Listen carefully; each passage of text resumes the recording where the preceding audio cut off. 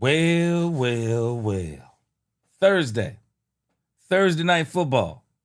And we got Dallas Cowboys press conferences all over the place. And I want to hear what Matt Eberflus's solution is to Daron Bland and beating the New York Giants. Let's talk Cowboys. We're about to talk facts. Let's go. Yep. We live all the way up until the Green Bay Packers and the Washington Commanders. So that'll be roughly about 2 hours. Definitely gotta watch this game. Have to watch this game for so many different reasons. Y'all ready? Let's go. Welcome, Cowboy fans and Cowboy haters alike. I'm the G, and I'm the host of Let's Talk Cowboys, where we talk facts. And if you like this live stream, don't forget to hit that like button when you come in, hit that notification bell, share this content so you will know and others will know the next time we go live. And hit that HYPE button if you get the opportunity. And if you haven't become a channel member subscriber yet, please do. We have a lot of great things coming up this season. So, don't have a lot of time because, man, it's going to be some great football tonight. We have one of the teams from our own division playing. And, of course, they are playing Green Bay. And that normally wouldn't be exciting to me, with the exception of they now have Micah Parsons. And so we're going to talk about this thing with the Dallas Cowboys and the Green Bay Packers as it pertains to Micah Parsons. But nevertheless, great show planned for us today. And I got so much on the lineup, I don't even know if we're going to be able to get to all of it today. But this is what we're going to attempt to do in this 2-hour block. We're going to listen to the rest of the Brian Schottenheimer press conference. Then we're going to listen to the Matt Eberflus press conference. We're going to talk a little bit about Reddy Stewart. I believe he's going to be the Daron Bland replacement. We're going to talk about the Jadeveon Clowney saga. And for Cowboy fans, don't lose heart. Doesn't mean we're not going to sign Jadeveon Clowney. Also, we'll see if we can listen to Clayton Adams. I also want to let you hear Troy Aikman on the ticket. I got a video about that already, but I didn't let you hear the whole interview on the ticket. Then I want to just talk a little bit about the Commanders versus the Packers and the ramifications that has on the Dallas Cowboys. And then just talk a little bit about the Cowboys after dark.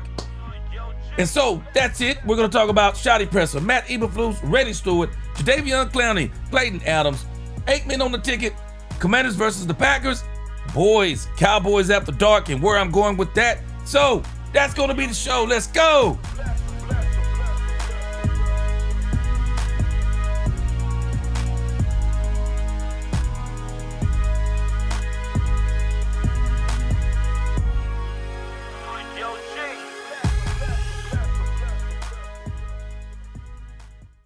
All right. Paul Fortner. Not so quick, my friend, but if you have to, you have to. Not so quick. There are some ramifications of this game we have coming up with the Commanders. With the Commanders and the Packers. We have to talk about it. We can't ignore it. We have to talk about it. Let's get this roll call. Dominique Pittman up in here. Yes, sir. It's time to bless him. What's going on? Sean, what's going on? Oh, he said, what's happening? Yes, sir. Let's go. Derek G up in this thing. Let's go. Derek G said if there was a good time to have an injury, there's never a good time to have an injury. But at this point of our schedule, it's better than the second half. Yes, sir. Yes, sir. Yes, sir. Derek G, he said, say a prayer for my son. He's struggling in school and don't know what to do. Just stay patient. Stay patient, my brother. Keep encouraging him. Keep supporting him. Prayers up for you, my brother. Derek G, prayer up for your son. Hey, you stay with it. I understand how it is, man. I got 4 boys. Trust me. Trust me. They don't all come along and develop at the same time. Stay patient. Stay patient. Stay on him. Keep supporting him. Keep praying. I got you. John Henry up in this thing. Let's go. Let's go. The basement boys. What's going on? Hoodie in the building. Let's go. Kevin Parrish up in this thing. Do you think we'll sign Jadeveon? I still think it's a chance. We'll talk about that more. Anthony Beck. looking dapper as usual. What's going on? Blessings to you and your family. John Jones, what up, G Money? John Jones is in New Jack City. What's going on? Poobie D up in this thing. All is well. Poobie D, what's going on? He got my back. I can talk crazy now. Karen DeGuy, what's going on? Hello, she says to the Cowboys family. Sir Knows in the house. What's going on? Yes, sir. Let's go. Paul Fortner again. Hang on. You got to understand. We got to talk about this. Let's go. Oddball JC. Let's get it. Cowboys, he said, from Charlotte, North Kakalaki, North Carolina. Let's go.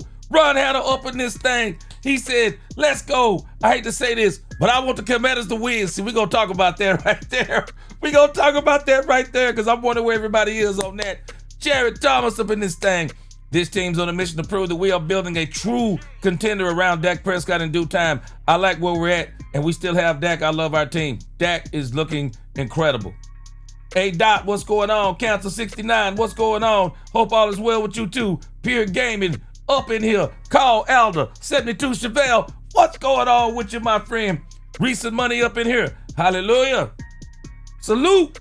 What's going on? Dallas Mob, number 88 up in this thing. Let's go, let's go. All right, Big Mouse Dog in here.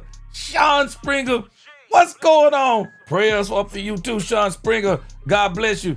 All right, Douglas Harrison up in this thing. Let's get this thing started, y'all. We'll greet everybody else as they come in. Mr. Lonnie Cabal, what's going on? Gippy Gardner. David J, appreciate that super chat. He said, I think this game tonight will be interesting because I want to see what Washington does against an actual good team. Yes, sir, me too. That's why we're going to talk about this game. That's why we're going to talk about this game. Oh, Paul Ford, I thought you were saying goodbye to the channel. Yes, sir. Appreciate you hanging there. We got some stuff to talk about. I'm glad you're here then. Appreciate you. I was already glad you're here, but I'm glad you're staying. Yes, sir. Goodbye to Parsons. Man, let me tell you something. Paul Fordner, even Shaquille O'Neal. Did y'all know Shaquille O'Neal was a Cowboys fan? Maybe I did and forgot, but Shaquille O'Neal is a serious Cowboys fan. And he said, good riddance to Michael Parsons. And he said, you better not talk about Jerry Jones. Yes, sir. Daddy's Dallas Cowboys, Lakers, let's go. What up with you? He said, what's good? Pray for my mom. She had a mini stroke. Oh, I hate to hear that. He said, I'm taking care of her. She's got to get a speech therapist, and one side of her face is numb like being paralyzed. Danny, that happened to my uncle a few months ago, man. Had a bad stroke too. Yeah, so prayers up for your mother. Hey, prayers up for you too. You hang in there, you hang tight. God don't put more on you than you can handle. You can handle it. It's because it's you. God is saying, you got this. You got this. Let's go. Let's go. All right. Appreciate you, Danny. Jeffrey Hawthorne, let's go. Let's put Clowny News to bed. Still a chance or not? I think it is. I think it is. But we're going to have to just hold off. Hold off. All right. Get left or get right or get left. What's going on? All right. Yeah, Shaq's a huge Cowboys fan. I must have forgot. This man loves the Cowboys. He loves the Cowboys, and I love it. I love it. All right, let's get this show started. Yesterday, we were listening to Matt Eberflus. We were listening to Brian Schottenheimer, and I absolutely forgot. Cowboys After Dark is not on Wednesdays. Cowboys After Dark will be, and I'll talk about this a little bit more in the end. Cowboys After Dark will be after the football games, Mondays, Thursdays, and Sundays. So we're actually on schedule. We will be Cowboys After Dark tonight. And yeah, we are going to be talking definitely about this game because this game has a lot of ramifications for the Dallas Cowboys. But let's get back into this thing with Brian Schottenheimer. We were about halfway done with him. So we'll hear the rest of what Shotty has to say because it's very, very relevant to the game that we're about to play. And I'll come back to the chat and the super chats after this. But let's get through Brian Schottenheimer. It was yesterday. We were at the halfway mark, I believe. So we're going to let Brian Schottenheimer finish this thing up. and then we're going to move on to Matt Eberflus and all these other topics that we have. All right, man, let's rock with this thing today. This game will be on us before we know it. Let's go.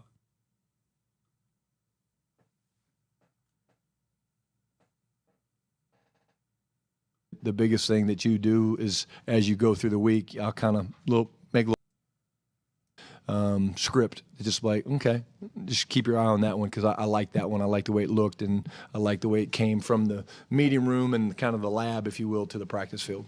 First game for you as head coach, but also first game for Clayton Adams as an OC. How did you kind of see him kind of take on that role? How much did you rely on him in certain situations? How did that go? Yeah, again, Clayton's an awesome coach, and again, I thought he did a great job. It's fun for me because, early on I would have to probably, hey, think about this, think about that, do this, do that, because it's new for him. But now I come to him and I'm like, hey, man, what do you think? He's like, yeah, I got it. I'm kind of like, okay, cool. So you see him developing, but terrific coach, man, bright future, and just blessed to have him here on the staff. Garrett Podell, CBS Sports. Brian, I know you've been here since 2022, but Dak's won his last 13 starts when he started for the Cowboys against the Giants. Why do you think this has been such a good matchup for him? I don't know. I mean, I think, Garrett, when you talk about it, each game is different, man. Each season's different. This is 2025. Because Brian Daboll is there. Brian Daboll. Dak Prescott is great. Dak Prescott plays great against pretty much everybody. Giants, I don't even want to call it a downward spiral. They are crashing, man. The Giants are crashing. And until they get rid of Brian Daboll, it's going to continue to be worse. But again, yeah, Dak Prescott has the Giants' number. I mean, I don't care what they've done, who they've had. Dak Prescott has absolutely dominated them boys. Oh, well, okay. Sorry about that, Sean Springer. Dak plays good against a lot of people. And I don't think this is something just specific to the Giants. Ultimately, at the end of the day, we're judged with wins and losses, and he's won a lot more than he's lost against them. But, this matchup's different. This matchup's new. They have new faces. We have new faces. He's got a new play caller. He's got a new head coach. So there's things that are different. And but he will always go into every game against every opponent confident, and that's his job as the quarterback, and that's our job as coaches to throw the type of practices where you can come out of practice and you feel confident. But to put my finger and say, hey, here's why, I think that's hard. Babe Laufenberg, 105.3 The Fan, Cowboys Radio. Brian, you're watching Sunday. When you're watching tape as a coach up there, obviously, it's kind of sanitized. You don't get the elements, you don't get the emotion, you don't get the crowd. When you're watching the Giants on Sunday, are you the play caller? You're not the fan drinking a beer and eating nachos? I mean, are you thinking, okay, I mean, I might drink a shoddy. I'm not going to drink a beer, baby. Yeah. I mean, you should know better than that to ask that. But I think I know what you're asking. Yeah, I mean, I'm watching the game like a coach. I'm not watching the ball. I'm learning about the personnel. I'm learning things I can take from it. I think my wife she's always like, well, how'd you see that? And I was like, babe, I kind of do this for a living, yeah, I know. But she doesn't. I think she forgets. She forgets sometimes, Yeah. No, not you. Yeah, honey, babe. Yeah. Sorry. Yeah. No, I know you do. No. Yeah. No, my bride. No, my bride. Yeah. I get it. But no, like I'm always looking for things, and I'm denoting, where they play different guys and things like that. Or, like you watch this team and you look at, what a special player Malik Neighbors is and Tracy, the running back. And so you're looking at things like that, more than just kind of the normal fan. They watch the ball. You think like a play caller, they're, 3rd and 4, they've been doing this. Joe Judge was the previous coach of for the New York Giants. A-Dot already got that in there. He was 10-23. He only lasted 2 seasons. But I'm not even understanding the thing with Brian Daboll. I mean, the New York Giants, man, they have had when you think about man, these boys have just had a terrible since Tom Coughlin. Boy, these boys are in a drought, in a serious drought. Steve Spagnuolo, he was 1-3. No, I'm sorry, Ben McAdoo, 13-15. Steve Spagnuolo, 1-3. Pat Sherman, 9-23. Joe Judge, 10-23. I don't even understand why they're keeping Brian Daboll Brian Daboll is only 18-33-1. Good night, man. Good night. But anyway, hey. What would I do here? Yeah, situations, I think, even more than that, babe. Like, playing the game management side of it, it's such a big part of what you do as a play caller, but also as a head coach, obviously. So I would say that more than, okay, hey, it's 3rd and 3, what would I do here? Some of the gotta have it's like 4th down and 3. I would be like, hey, what would I do in this situation, things like that. But, I love the game, and any chance I get to watch football, which I don't get a chance to watch it a whole lot from that lens, is fun. Michelle. Coach Michelle Montagne, WFNA. Jerry said yesterday, or I guess he was asked yesterday about Mazi Smith being listed as inactive for the opener against the Eagles, and said to expect that would probably be the case again this weekend against the Giants. Are you able to provide some reasoning behind it? Yeah, I think at the end of the day, we're going to have 3 great practices this week. And, I think we have a projected list of how we think this thing can play out and what we think, but it's projection at best. And you don't know. And we're in pads today and we're running around and hopefully we come out of it clean and all that stuff. But these guys have the opportunity to earn their spots. And in Mazi's case, it's been Mazi's a good player. It's the flashes are there. It's just the consistency has to be there. Brian can't sell us on this, y'all. I don't think anybody can sell us on this thing with Mazi Smith at this point. I appreciate what Brian is doing. Brian is trying to save the ego of one Mazi. But I don't understand how you can call Mazi. I don't see how you can call Mazi a good player and you're not suiting him up. I mean, to not have Mazi playing against the Eagles, shoot. Boy, I don't care what you say. I don't care what you say. You don't have a good player not playing against the doggone Eagles. You just don't have a good player not playing against... Come on, man. Come on. I love Brian Schottenheimer. I understand what he's doing. But, man, and you can't call him bad. I mean, what are you going to do? I mean, the Cowboys really need to, I believe the Cowboys really need to look into trading Mazi.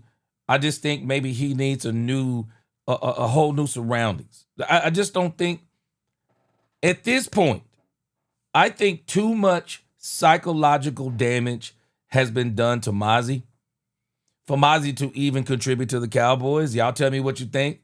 But I just think sometimes there's this psychological damage that you do. Every player isn't the same. And some guys don't take this kind of stuff and like, yeah, I'm going to show everybody when I do come back. Mazi doesn't strike me as that kind of player. And I think a lot of people are still questioning whether or not Mazi loves the game. Does he love the game? I mean, I don't know. I can't ride with. I'm riding with Brian, but on this one right here, I'm like, Brian, I can't ride with you on that Mazi Smith thing. Let me get a couple of super chats in real quick on this intermission, or let me get one in. Corey Adra, appreciate that super chat. Yeah, them boys will be okay this year. Corey, they're gonna be better than okay. You watch what I tell you. The Cowboys is one of these teams that is poised to be better by the mid-season mark. If the Cowboys can get to 5-4, 5-3, or 6-3. I'm thinking it's 8 to 9 games before the break. I have to check again.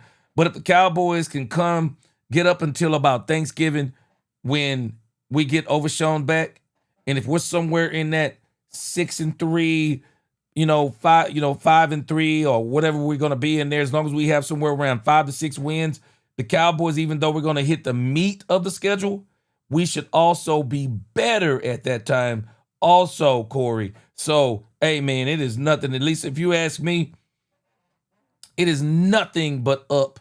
Nothing but up for the Cowboys from here. Again, appreciate y'all rocking with me today. Brandon Cup in here. Robert Dudley up in this thing. Appreciate you. Got Katharina Kiss in here. What's going on with you? Good to see you, my sister. All right. Good to see some of y'all. I think I saw Worley up in here. Worley, what is going on with you? So, again, man, Cowboys going to be better than great. Brandon Cup up in here. I'm telling you, the Cowboys are going to be better than great. Better than great. They just got to weather the storm until they get their guys all back. More often. And again, but, just because you were inactive last week doesn't mean you're going to be inactive this week. It just means that you were inactive week 1. And they have a big role in trying to get that changed. And at the end of the day, we do a great job, I believe, of trying to communicate to these guys on game day or the night before, in this case, because of the noon start, of what the plan is. But things change in a hurry. Pat. Hey, Coach. Patrick Walker, DallasCowboys.com. We talked earlier about your familiarity with Jadeveon Clowney. Kind of going back to you being familiar with players. Russell Wilson, he's coming into Dallas to play against you guys. Can you talk about just the benefit of being able to scheme against a quarterback that you are so familiar with, but on the flip side of that, the challenge knowing that he knows you as well? Yeah, I think that's the fun part of the chess match that we love so much as coaches and players, and why you look forward to playing against your friends. I'm not the only one in the defensive room that knows Russ. Andre Curtis was with Russ for a long time in Seattle, actually longer than I was. His strengths, his weaknesses, but I also know what an incredibly hard worker Russ is, and so I'm not fooled for 1 second to think he's not working on certain things that he knows that I know and that Dre knows and stuff like that. But he's going to go out and play, and really it's more on the coaches to come up with a game plan. And I've spoken a lot about my respect for Brian Daboll. He was a quarterback coach for us with the Jets when I was the coordinator, and I think he's an awesome coach. And it should be a fun chess match to watch Sunday at noon. What up with you, Real 910? What up, Brandon Worley again, Roderick Holman? What up with y'all? Good to see y'all up in here. Man, let me tell you something. I love Brian, and Brian is, I know Brian loves a lot of these people, these coaches and stuff like that. But man, I'm sorry. Russell Wilson has been on the decline. Actually, ever since he left Seattle with Brian Schottenheimer, he's been on the decline. It took him a while. I mean, they killed him up there in Denver. I don't think Sean Payton actually ever gave him a chance. I think he could have done pretty decent under Sean Payton, but Sean Payton didn't want nothing to do with him. And man, this debut with the Giants, unless he do, man, I don't even know if you could call this a 180. I mean, doggone it, man. The way he looked with the Giants last week, whoo. The Cowboys would literally have to come out here and just lay down. They would literally have to come out here and lay down for Russell Wilson to even be halfway effective. We're going to be talking about the game even more intensely Friday and Saturday. Got a lot of good stuff pulled up on the game for Friday and Saturday to talk about the Giants. But, man, I am telling you, this is why this game for the Cowboys, I really want to see how does Brian get this team prepared. It's one thing to get up for the Eagles. I thought he had them prepared. They were ready. They were energetic, a lot of fight, very physical. So where Mike McCarthy failed is he couldn't do this week to week. So now the test is I want to see Brian do it week to week, week to week, week to week. And in particular, can you get the Cowboys up for a game like this? Can you get them up for a game that surely they're looking at saying, there's no way we can lose this? How do you get a team up for that? How do you get a team up for that? And like I said, I would always tell my son, hey, hold on a second. I don't care how bad the team is. You find every reason why that team is good. And you play the worst team like they're the best team out there. And that's how you have to get your teams up for a team like the Giants. I mean, you got to get them up and tell them, man, this team right here, don't sleep on this team. This team, tell them all the good players they have. Talk up Russell Wilson. Talk about what Russell Wilson will do to them if they're sleeping out there. I mean, you tell them everything that could possibly happen, and when they get ready for this team, so that when they come out against this team, they steamroll them. They steamroll them. You tell them, man, no. You go out there and you play them even harder than you played the Eagles. You talk them up. You tell them, hey, man, this team is potentially more dangerous than the Eagles. You make sure that when the Cowboys hit this thing, and also you make sure you emphasize to the Cowboys, we were doggone 2-7 at home last year. People came up in here taking our doggone, going in our refrigerator, drinking the orange juice, just taking the cap off, drinking the orange juice, drinking straight out the doggone bottle. Fixing food, fixing bologna sandwiches with lettuce, tomatoes, and mustard up in here. You tell them what these teams did when they came to Dallas. I want to see, how does he get this team up? How does he get them up? Because if he gets this team up the way that he's supposed to, he can talk up Russell Wilson and Brian Daboll all he want to. He do this team the way he's supposed to, Cowboys going to come out here and steamroll these boys. That's exactly what they should do. Get your shoes yet? Russ, I've not gotten my shoes. 11 and a half. Tad says I need to go up a half size, so I'm still waiting. If we can get that to the Giants media people, I would appreciate it, and maybe we'll do a off-camera little sit-down, whoever gets that done. Clarence. Just putting a wrap on Clowney just for a second. You've already visited with him today. Yes. Is the plan more of, is this a look-see, or are you looking for a practice squad? What is the plan? Yeah, just evaluating. You know, he's still got a few more things to do with us, and then we'll circle up, you know, probably after practice and just kind of see where we're at. And, you know, he's a free agent, so he has choices as well, and we'll just kind of have a meeting in the minds and see if it makes sense for us. Thank you. Scholar. Skyler Dixon with the AP. Now, y'all remember what we said yesterday. We'll talk about this a little bit more on that Clowney segment. But the problem is that anytime a player gets attached to the Cowboys, it amplifies other people's interest. It amplifies other people's interest. So Jadeveon Clowney's came in, kind of walked around the Cowboys, got some pictures taken of him being at the Cowboys facility. I believe he got a physical. For all intents and purposes, it sounds like to me, Cowboys want to sign Clowney. But Clowney wants to see, and a lot of people don't understand the game. The game is to be told and not sold. Amen? The game is to be told. I'm pretty sure Clowney's agent is saying, all right, you know, we visited the Cowboys. Now let's go back home and wait and see if we get some other phone calls. This is the game, man. We're the Dallas bleeping Cowboys. This is the game that people play. It's the game. And it's shameful to me. People immediately jump to this conclusion. Yeah, man, the Cowboys being cheap. That's why Jadeveon Clowney didn't get the deal. Who told you that? Who told you the Cowboys were being cheap? This is the game, man. Whatever the Cowboys offered Jadeveon Clowney or whatever the number is, if this is a football business too, well, have you ever thought that maybe it's Jadeveon Clowney and not the Cowboys? Man, we quickly started killing the Cowboys because Jadeveon Clowney. I'm going to talk about this a little bit more later. But why are we killing the Cowboys?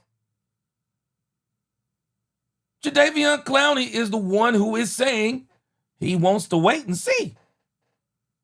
Yeah, he wants to use the Cowboys to see if the interest got up and maybe he can drive the price up because maybe the Cowboys, while they may be offering the money, they may not be offering him what he wants.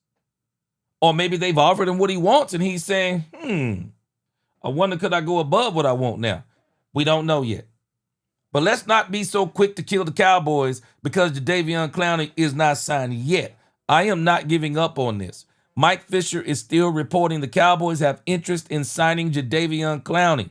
That's telling us that obviously Jadeveon Clowney, and we're just jumping to conclusions, acting like the Cowboys are offering him nothing but a Snickers bar. We're jumping to conclusions like the Cowboys ain't offering him nothing.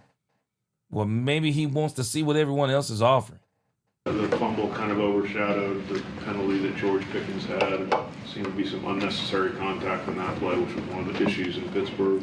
What was your take on that penalty? What conversation did you have with him, if any, about it? Yeah, no, we talk about it. We approach all things like that. Yeah, I mean, he came in too high and slung the guy down, and it was a good penalty. And obviously they got the hit in the head to Fergie, which kind of took it away. But, yeah, we just talk about, you can't hurt the team. And I love the physicality that George plays with. But all of us, we can't do – really, I say it this way, you can't do stupid shit. And I'm not saying that was the only stupid thing that we did, but, like, things that hurt the team like that, you can't do that, especially in the red zone. And so you point it out, you coach it. And at the end of the day, it's stuff that when it comes to a close game, it can hurt your ability to win. Any other concerns about his effort or route running? What was your name again, sir? Go ahead. What was the question? I'm joking. Yeah, what was the question? Todd, we'll get to you. Yeah. While Clarence. Since we're talking about it, let's pick, any other concerns about his effort or route running from Pickens at all? Absolutely not. Again, I wish we would have gotten more targets, quite honestly. Thought they did a good job taking away. But listen, I'm the biggest George Pickens fan in the world.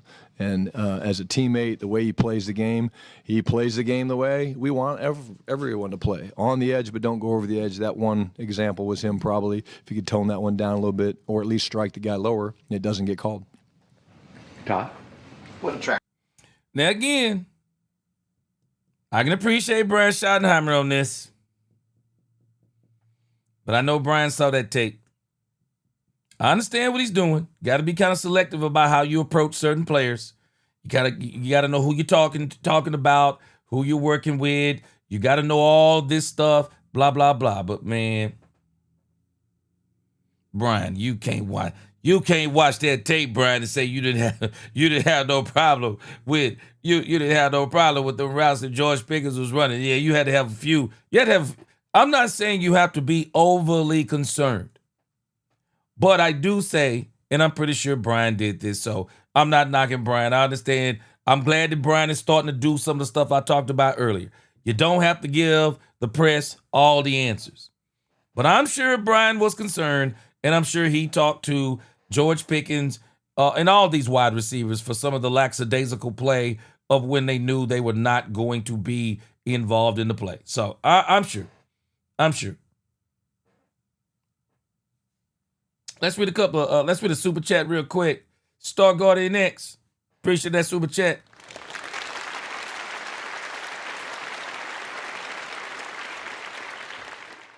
Yes, sir. Star Guardian X said, I feel this is why the team's fans hates us so much. They know no matter what their teams does, or no matter how many Super Bowls they win, the Dallas Cowboys will always be America's team.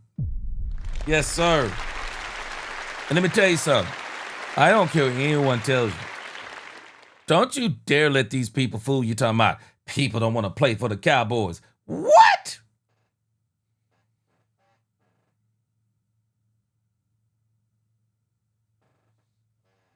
Put some respect on my name. You understand me? When y'all say my name, put some respect on it. Come on, man. People want to play for the Cowboys. Man, people be killing me when they be saying this stuff. You don't think Jadeveon Clowney want to be a Cowboy? He does. But he also wants to get paid. And he wants to see if he can get paid. Period in the story. Period in the story. To do to Flus. I think going against him, playing against him, he's always been a pain in the ass, Todd. He's hard to get big plays on. I love the style of defense that sometimes when you play a defense, you look at it and you're like, okay, I really like this scheme or this coverage structure or the way they rush the passer or some of their blitz packages. I love the style that Matt's defenses have always played with, whether it was Chicago, Indianapolis, here under Rod Marinelli. The style, man, the way they run to the ball, the effort that they play with, it's right up my alley, attacking play style. And again, I think that people think he's a simple coordinator, but he's not. And what I love about him is the adjustments from an experienced guy. Like you look at what we were able to do against Philadelphia in the second half, the adjustments that we made I thought were terrific. And that's a testament not just to Flus, but really the entire defensive staff. Did you have to have a Only thing Matt Eberflus is missing in this defense is I believe he's going to have to make some adjustments at the linebacker position, and I believe he's going to also have to move Maurice Leafau to a quarterback spy for the next few weeks. I mean, Jalen Hurts, the Cowboys totally controlled that game except for Jalen Hurts. Jalen Hurts is what hurt us, pun intended. Jalen Hurts is what hurt us. We had no answer for him running those first downs. We had an answer for the run game. We had an answer for the passing game. We had an answer for everything except for Jalen Hurts. I even think we stopped the first tush push, and I think they cheated us on it. I think they gave him a great spot. I think we stopped him the first time.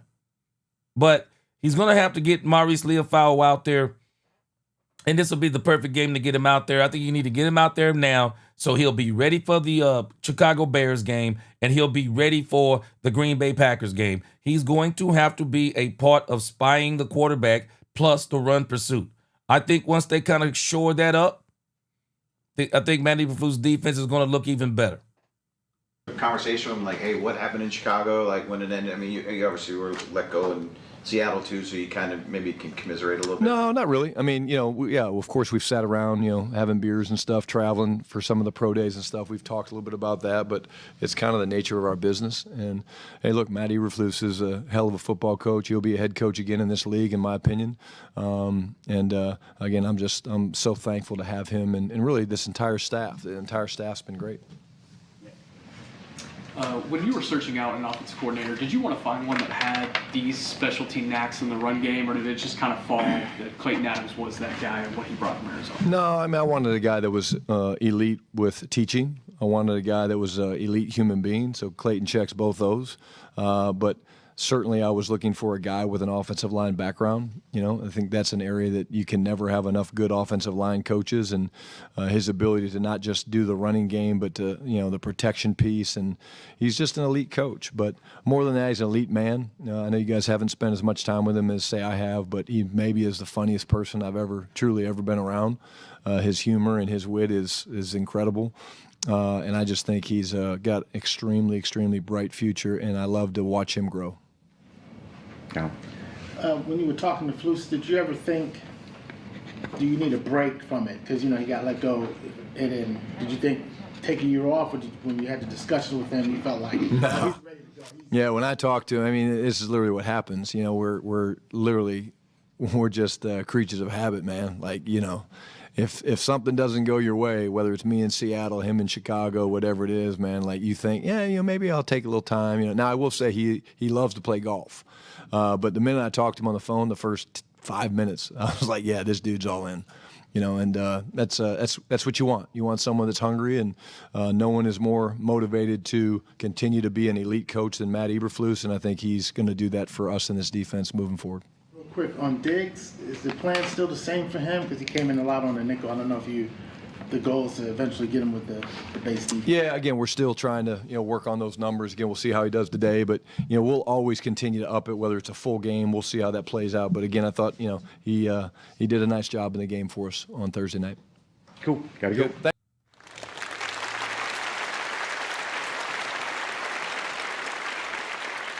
Me personally, I think the Cowboys need to keep the same plan with Trayvon Diggs. Don't push Trayvon Diggs too hard. Don't push him too hard. Let Trayvon Diggs, I think he played 27 snaps, somewhere between 22 and 27 snaps. I don't think they need to go above 25 snaps on Trayvon Diggs. Keep Trayvon Diggs where he is. Let him keep just ramp him up a little bit by little bit. And I think one of the things that they were trying to do, especially putting him in on nickel situations, don't put him in yet in situations to where he has to tackle. Don't put him in situations to where they're going to run the ball per se. You let him stay in situations to where his body can remain upright and to where he's just doing what he can probably do best right now, and that's running with wide receivers. And so Trayvon Diggs, I know this thing with Daron Bland has a few people worried. I'm not worried. It's not the same foot. People shouldn't be too concerned about this thing with Daron Bland. I know we so quick to jump the doom and gloom. I mean, it is amazing to me how fast people jump the doom and gloom. Didn't even know what foot it was. Didn't even know what foot it was. People jump to conclusions like they knew. It's the same foot. We paid him. Now he's not going to play. Calm down. Calm down. It's the opposite foot. It's only about 2 weeks. Let's let him get a couple of weeks of rest and see what it looks like. I think the Cowboys are being very precautionary. They just paid the man a bunch of money, put that thing in the boot, let him sit out a couple of weeks. We should be fine against, we should be fine against Russell Wilson and Caleb Williams. Caleb Williams is either deadly accurate or he's throwing the balls into the stand. So I don't think we're going to have to worry too much the next couple of weeks. We should have him back. I think we'll have him back by time we see the Green Bay Packers. And unfortunately, when you talk about bringing in Stephon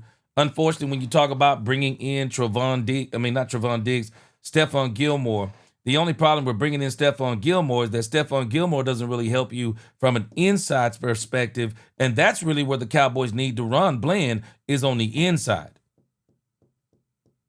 That's why Reddy Stewart will probably be the guy who they're going with, and they'll probably give him a try this week, and if he plays well, they're going to stay with him. And I hear this guy's a ball hawk. That's all I've been hearing about Reddy Stewart. I've been hearing he's a ball hawk. I hear he's very quick. I've been hearing a whole lot of good things about him, so we're going to see, and we'll talk more about him over the next couple of days. Cowboys should be fine against the Giants. I'm sorry. Cowboys should be more than fine against the Giants without Daron Bland. So we're going to move on to our next topic. Since they kind of ended on Matt Eberflus, we're going to listen to Matt Eberflus from today. I'm going to read some comments. Appreciate y'all rocking with me. And we're going to listen to some comments. And before we get to Flus, no, I'll tell you what. We're going to save some of this stuff for Cowboys After Dark tonight. We'll listen to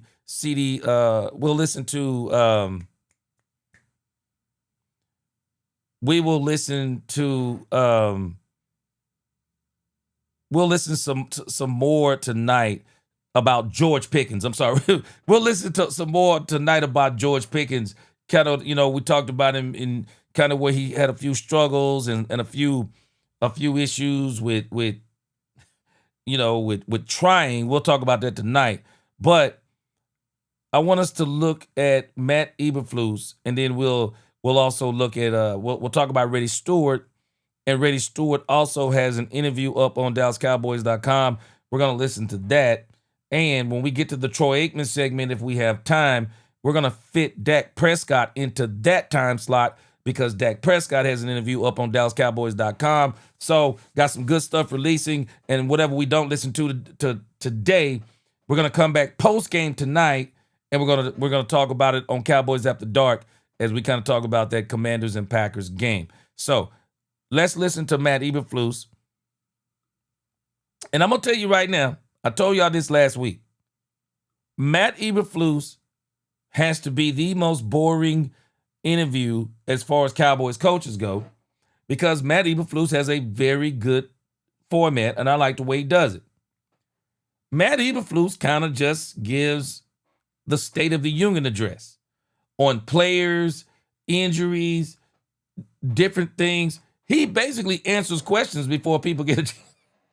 He answers the questions before people even get a chance to ask the questions. So he's a real boring interview. He kind of takes a lot of the air out of the interviews, but nevertheless, I still like listening to him. He looks and sounds like a college professor to me. Guy's very sharp. Let me read a super chat and a couple of comments, then we're going to get right into Matt Eberflus. Star Guardian X. Appreciate that super chat. He said, can't wait till Overshawn get back. Me neither. He said, watching the tape, I noticed that a lot of the time he was out running Parsons. Yeah, he was out running Parsons to get to the scrambling quarterback. Yeah. Y'all watch what I tell you. And a lot of y'all already know this. When Overshawn get back, y'all gonna call me a prophet before it's over. Your defensive tackle play, I don't care what anyone says. Your defensive tackle play, when your defensive tackle play is great, when it's incredible, which is where the Cowboys are going to be with Oso Digizua and Kenny Clark, it makes the entire defense better. The entire defense plays better. Everything changes when you rush up the middle. You get that quarterback off his spot. Now, where the Cowboys got to get better, I think they'll show us this week, get that spy out there, make sure that quarterback doesn't get out of that backfield and murder you up the middle on the outsides getting first downs. You get that fast linebacker in there like Maurice Leafau. Matter of fact, when DeMario and Overshown come back, that junk is over. That junk is over when DeMario and Overshown come back. I wish a quarterback would come out the backfield. I wish he would run around the edges. He will not get away when DeMario and Overshown get back. But until he gets back, I think we got to work Maurice Leafau in there. He's probably our quickest linebacker right now. Kenneth Murray Jr. struggled in the first game. We'll see what he looks like in the second game. I think all that time out for Kenneth Murray Jr. has actually hurt him. So I don't think we're going to really see what he is until around game 4. So let's pump the brakes on just ready to throw him out the window. But nevertheless, I think we're going to be absolutely incredible when Overshown gets back. Appreciate you, Star Guardian Nick. We read a couple comments, then we're going to get right back get back to Eberflus.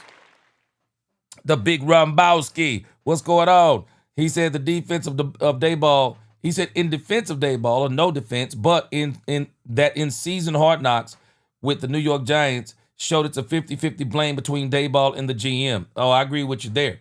This dude has actually let go of 2 players they were heavily invested in. This dude let go of Saquon Barkley. Saquon Barkley don't go to the Eagles. I don't even think they get a Super Bowl. He's also let go of doggone Daniel Jones. Daniel Jones is about to be a problem in the AFC. Daniel Jones was always a good quarterback. Problem is you get these quarterbacks in here, you put too much on them way too quick. Daniel Jones needed more time, and I think he needed a better coach around him, and I think he needed some better players. And Daniel Jones played out of his doggone mind in week 1 that just makes Dayball and the GM both look dumb because of Saquon Barkley and Daniel Jones. Yeah, I'm with you. A said he never liked Eli. Todd Church said Clowney will be with the Cowboys by Friday. I got a strange feeling he's going to sign with the Cowboys too. Todd Church said Cowboys offer maybe $5 to $8 million. Clooney wants $10 million, he bets, and he's not going to get it. And I think that's probably what he did, Todd Church. After he got the offer from the Cowboys, he wants to go out there and say, hold on, and let me see what everybody else is getting. Anytime the Cowboys start looking at you, it amplifies other people's interest in you. So, Clowney is a businessman as much as he is a football player. Clowney probably wants to see, can he maximize this opportunity? Clowney's 32, man. He's a journeyman now. Shoot, he got to get the money when he can. Davion Wallace said, yeah, he gassing up interest, but he played in Carolina last year, so I guess we'll see. I mean, we looking good this year on the run. Yeah. Clowney needs to understand. And Clowney, like, again, I think Clowney is holding out for money. And the Cowboys, you know, we want the Cowboys to do this, but I don't want us to do it. I would love to have Jadeveon Clowney. The Cowboys want him too. But don't go out there throwing $12 million at Jadeveon Clowney. $12 million, $14 million. Don't be going out there overpaying for the dude. No. If he want to go out there and test the waters, let him go out there and test the waters. And when he tests the waters, we'll be waiting. Yeah, Ron Hanna says it too. He's using us to see if someone else peaked, if someone else's interest is peaked. Man, don't hate the player, hate the game. Real talk, y'all. The game is to be told, not sold. The game is to be told, not sold. It is what it is. So, we'll see. Sean Springer, I think they're going to still roll. I think they're still going to roll with, my memory is leaving me. But I think they're still going to roll with Russell Wilson. They're going to roll with Russell Wilson. I do. They're going to roll with Russell Wilson. They're not going to they're not going to turn away from him this quick. And another reason why they're not going to turn away from him this quick, the Giants' offensive line is absolute in shambles. Man, you mess around, put Jackson Dart out there and get this dude hurt. Boy, you set this dude back a whole year or two. What's going on, Mr. Brightside? Up in this thing. Cool Coleman up in here. Darren Posey stepped into the congregation. What's going on up in here? All right. Yeah, Carl Alder said, right, keep shopping until you're happy. What is best for you? Just don't jump for the first offer. I think that's exactly what he's doing. I know. I think that's what he's doing. Cowboys are very interested in signing Jadeveon Clowney. It is not about the fact the Cowboys don't want to sign him. It's not about the Cowboys being cheap. This dude wants to see if there is anybody else out there that's willing to pay him. Yeah. Jason White. Yeah, pick his first game as a Cowboy. He'll be all right. He's going to be better than all right. He'll be better than all right. He'll be better than all right because once they start throwing the ball to him, he's gonna really step it up on these people. We just got to make sure and understand. I know we're saying, yeah, we want him to block and yeah, we want him to run routes. Yeah, I want him to do all that stuff. That's not what I bought him here for from the Cowboys. It's not what I bought him here for. I bought him here for some of that. That's not what I bought him here for. I brought him here to catch the doggone ball, and that's what I'm going to do. I want him to catch the ball. I want to see what he can do. But again, I appreciate y'all rocking with me. See Bass up in this thing. Good that you tapped in. Yeah, we just got off the Brian Schottenheimer. Now we're finna move on to Matt Eberflus. What up, Eric King? What up, the Keek? What's going on? Let's get this thing going. Let's keep rocking. Wolf King up in here. What's going on out there? All right, let's get this thing going. Let's listen to Matt Eberflus. It's obviously unfortunate for him. I feel bad for him. It happened during practice and all that, but talking about Daron obviously a great player, and he'll be working with the medical staff. And there's no timetables there in terms of that, but I do know that we got guys that are ready to play in there at the nickel spot, but also we're also looking at different personnel groups that we can also slide in there and take some of those reps and variations of that. And we'll see how it goes today and the rest of the week. But again, we haven't solidified anything there. In terms of Trayvon Diggs. What up, Niecy? Niecy in the crib. What up with you?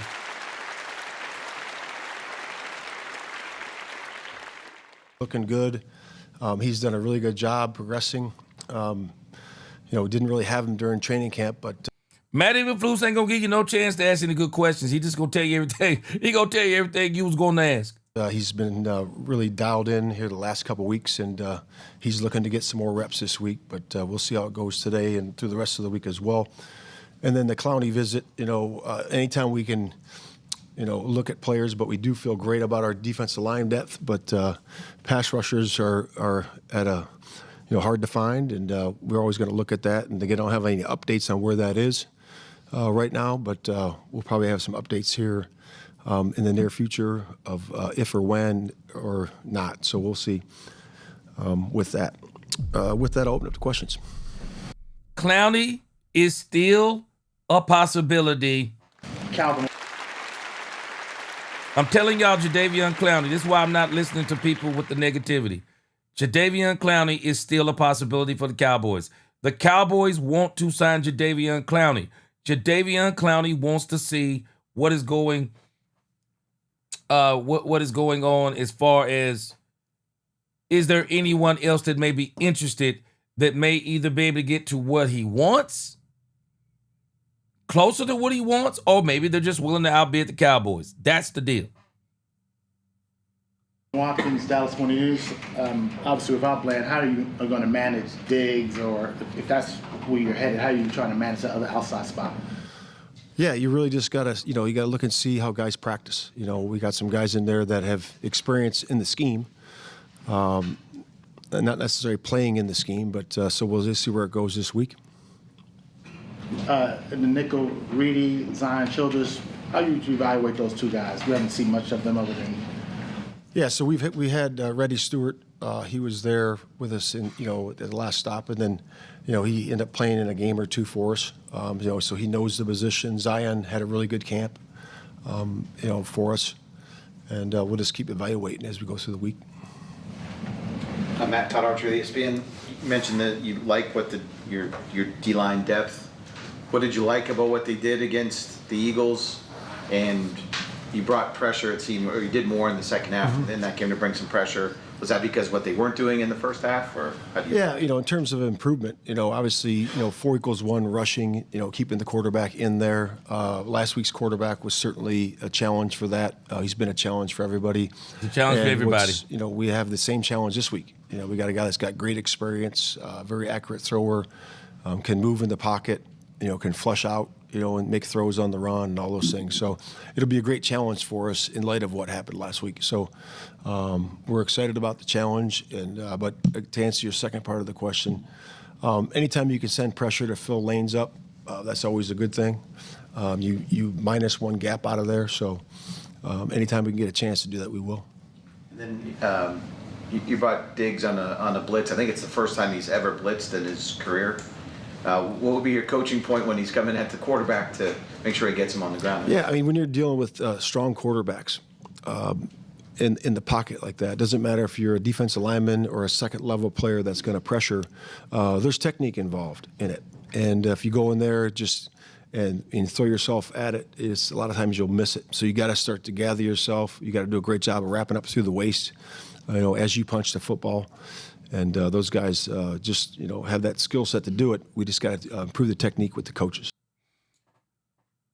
Jalen Hurts is not your average quarterback. Trayvon Diggs probably knocks down every other quarterback with the exception of Jalen Hurts, Josh Allen. He's probably not even knocking down Patrick Mahomes with that one.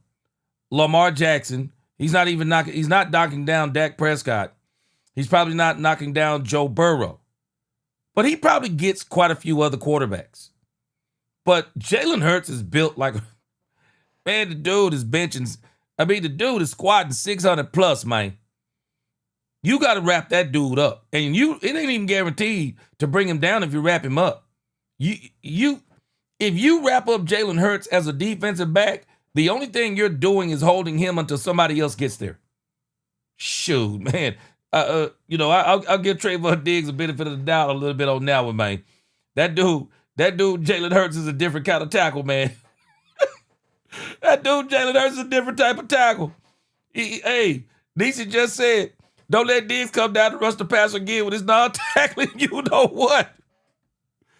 Shoot. Yeah. Because I'm telling you, this dude, man, Jalen Hurts is a different kind of tackle, man. You got to tackle, and I'm telling you, you going to have to just grab on and that slows him down for other people to help you. But, you can't come down on Jalen Hurts the way Trayvon Diggs did. Trayvon Diggs came down, thought just because he go, throw whatever he threw at him, like Matt said, he threw himself at him. That ain't good enough. That ain't good enough. Shoot. Got to tackle this man. Got to tackle him. John Schottenheimer with The Athletic. Oh, hold on. Let me say this too. He talked about the defensive line. The Cowboys do like their defensive line. But it was the Eagles. I have to keep saying that because I have to tell myself it's the Eagles. They're a different kind of team. But the one thing we saw from the Cowboys, we saw a lot of over pursuit and a lack of edge containment.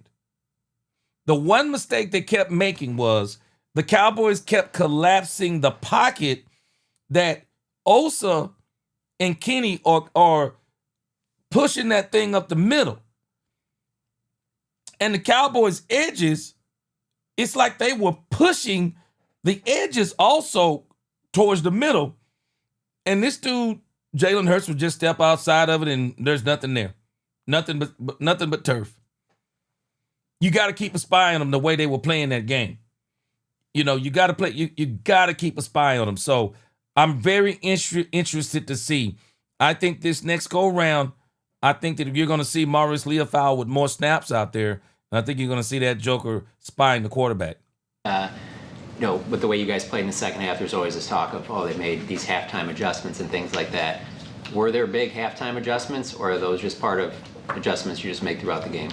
Well, that weather delay was like a college halftime. I mean, shoot, you can put a whole new defense in.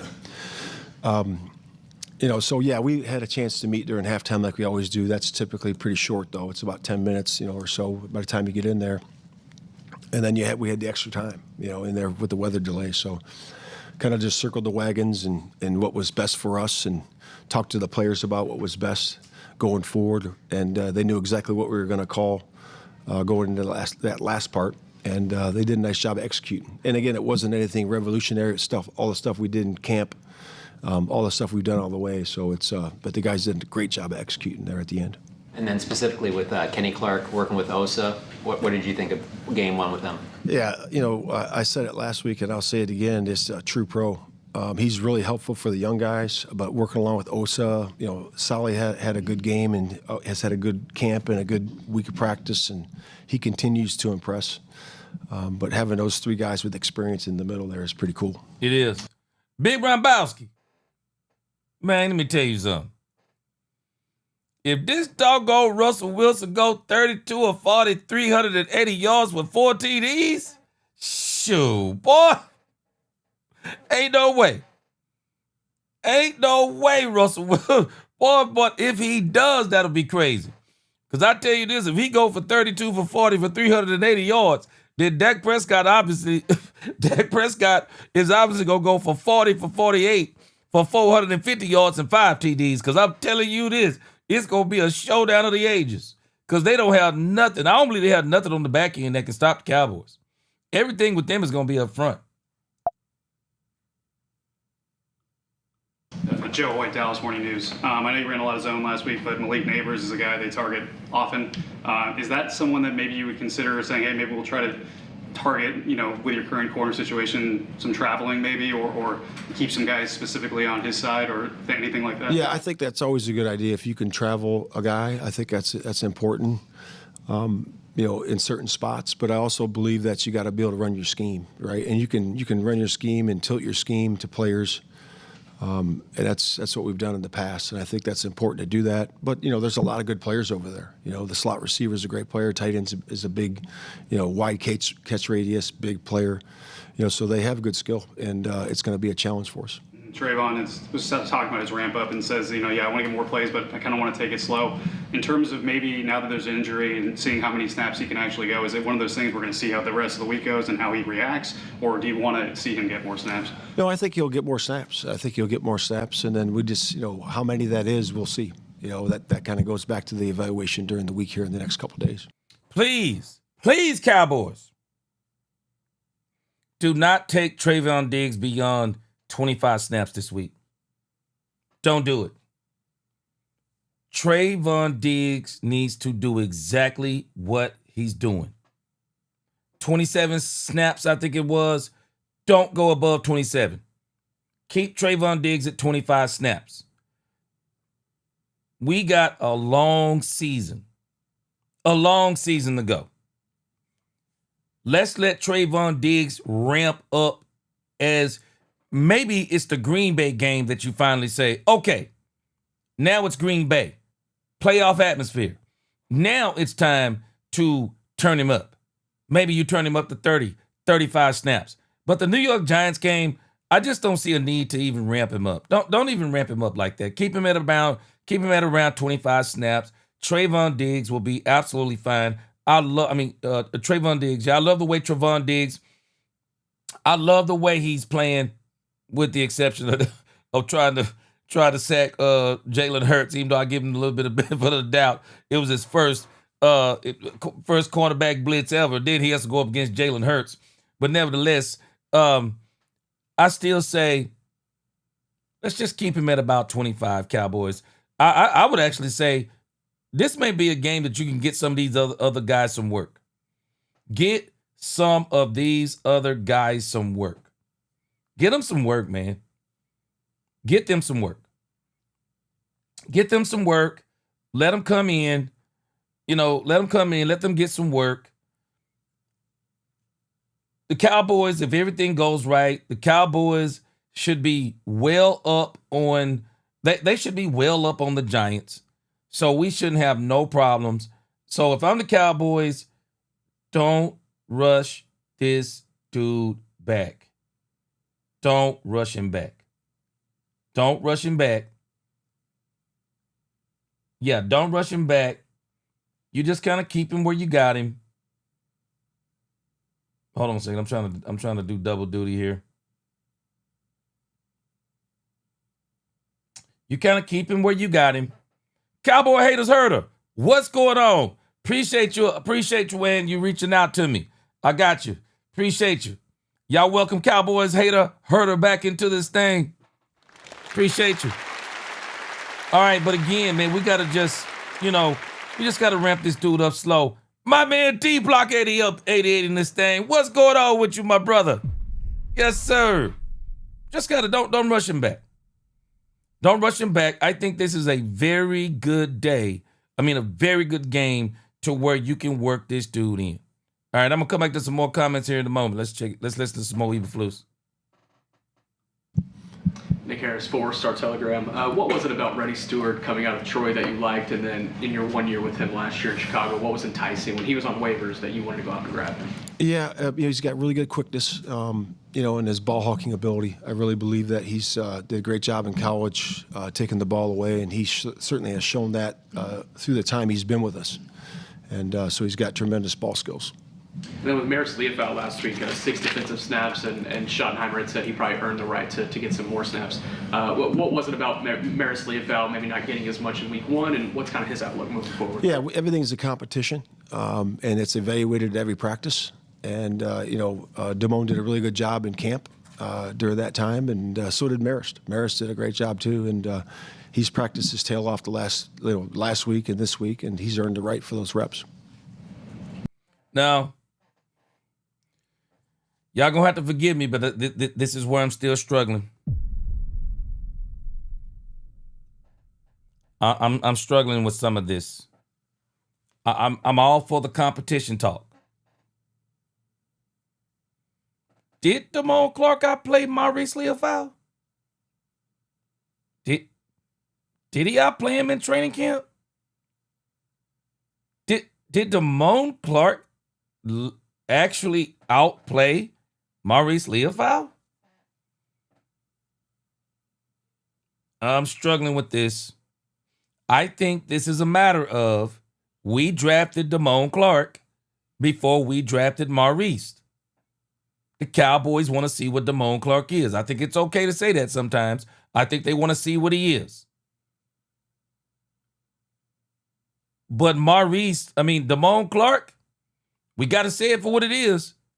Very inconsistent last year. Couldn't make it on the field with Mike Zimmer. Y'all do know Damone Clark wasn't hurt all last season. Y'all do know this, right? Damone Clark couldn't work his way onto the field with Mike Zimmer. He couldn't work his way on the field. Meanwhile, Maurice Leofow last year looked like an absolute demon out there. Maurice Leofow looked like a demon out there. I'm struggling. With this. I struggle when I hear competition, and then I hear the names we're talking about the competition with. I'm struggling. Just like when I hear Miles Sanders and Jaden Blue. Well, doggone it, what is Miles Sanders doing in practice that he's that much better than Jaden Blue? And what is Jaden Blue doing in practice? And now I'm hearing some people say he couldn't pick up the playbook. Man, I don't give a doggone. I already told y'all. Shoot, you got a talent like that. Hey, man, run to the right. That's all I need you to do. Run to the right. You've been a running back. Let me tell you something about running back. Translates to the pros better than any position in football. Doggone it. Hey, man, run to the right and hit the hole. I don't even need to be technical with a running back. Bro, hey, just run between Cooper Beebe, Ty Smith. Run between Cooper Beebe and Tyler Booger. Bro, I don't need all this technical talk with a running back. It's a running back, man. I don't need to bring him in on blocking downs. I'm not trying to do all that stuff. But again, Maurice Leofow, man, I'm struggling. When you talking about Damone Clark, man, hey, how about we talk about Kenneth Murray Jr.? Now, we're going to give Kenneth Murray a little bit of time. I understand. Cowboys paid some money for Kenneth Murray. Okay, let's let him see if he can work himself back in the game, game speed. But, man, I'm struggling with this Damone Clark and Maurice Leofow stuff. And you talking about competition. What in the world is this dude doing in practice that's making you – what did he do in practice that made you say, hey, man, we're going to start Damone Clark over Maurice Leofow. As a matter of fact, we're only going to give him 6 snaps. Struggling.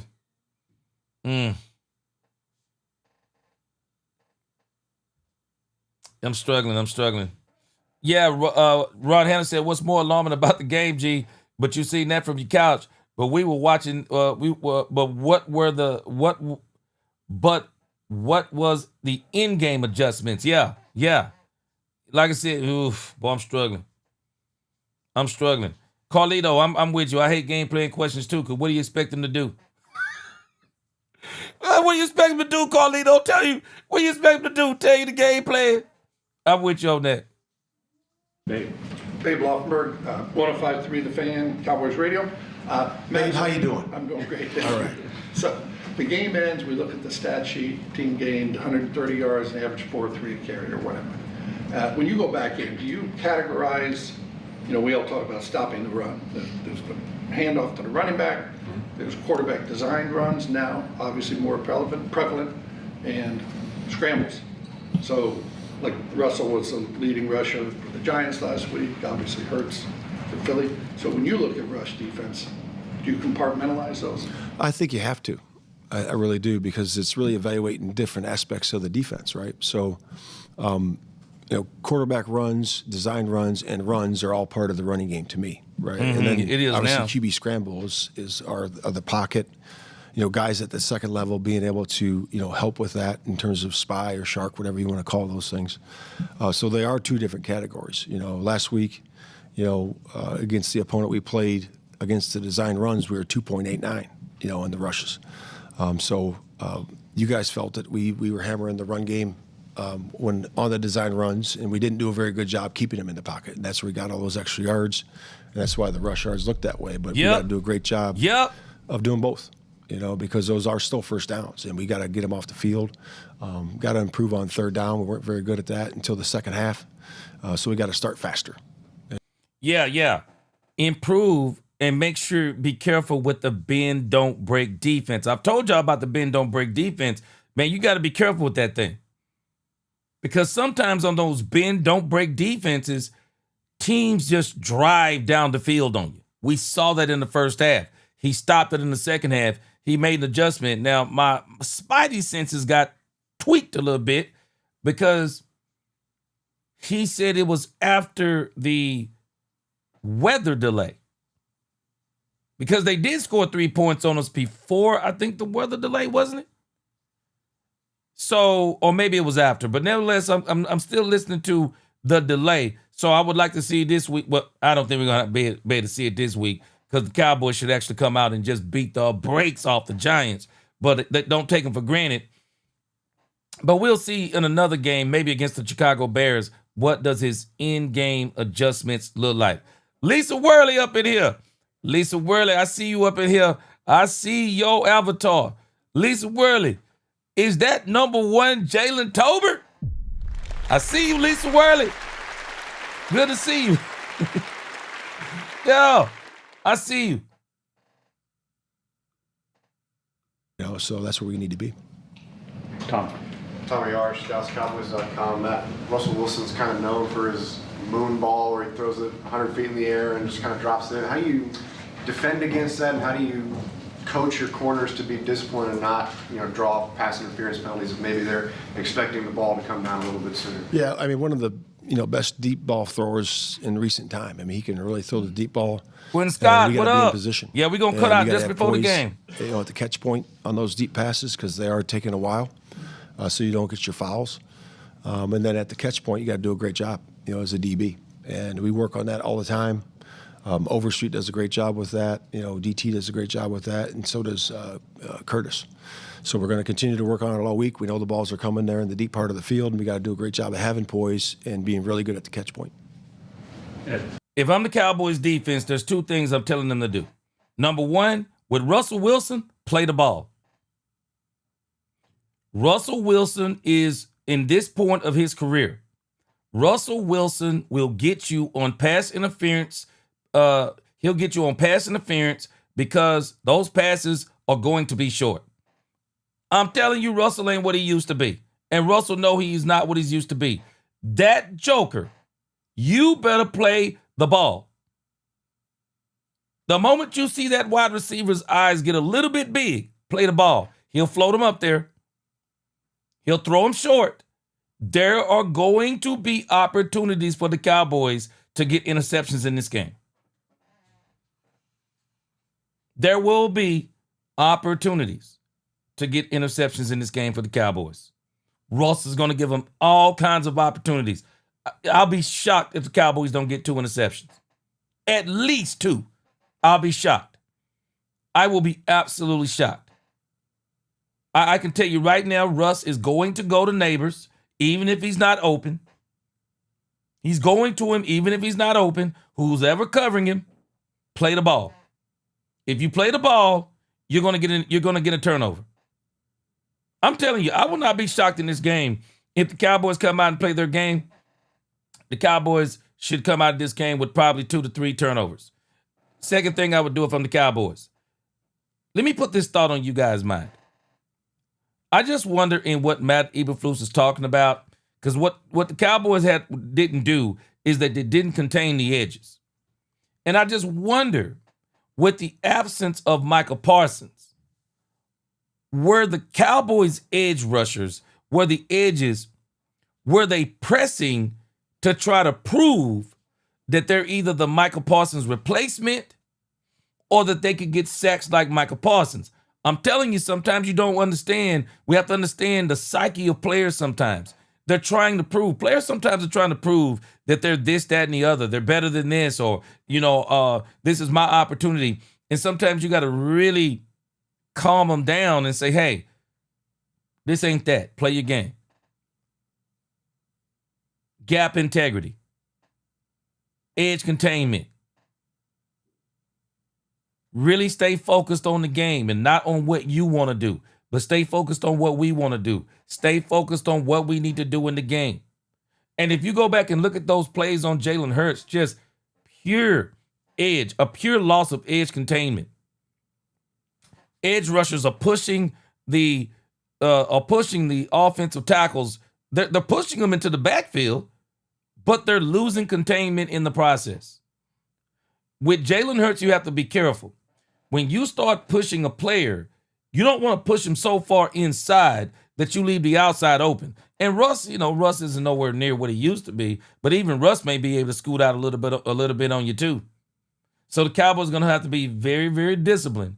And I do think this week I'm very interested to see, will the Cowboys put a spy on Russell Wilson? And I think they need to, just to start getting their practice in, to do it this year. During the year. Sean Brown, I agree with you. Everything not a competition. I'm tired of saying it. You're right. I agree with you. Everything's not a competition. They say it is. I'm not agreeing. There is no way you're telling me that Damone Clark is out in practice showing out so hard. You're going, then we're going to start Damone Clark over Maurice Leofow because he's out playing him.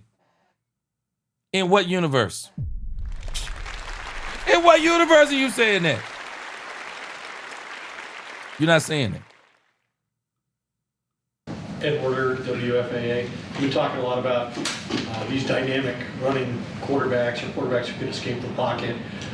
You play almost all of the elite guys except Lamar Jackson this year. What kind of priority do you attach to that aspect of the game, and what do you have to do well to succeed?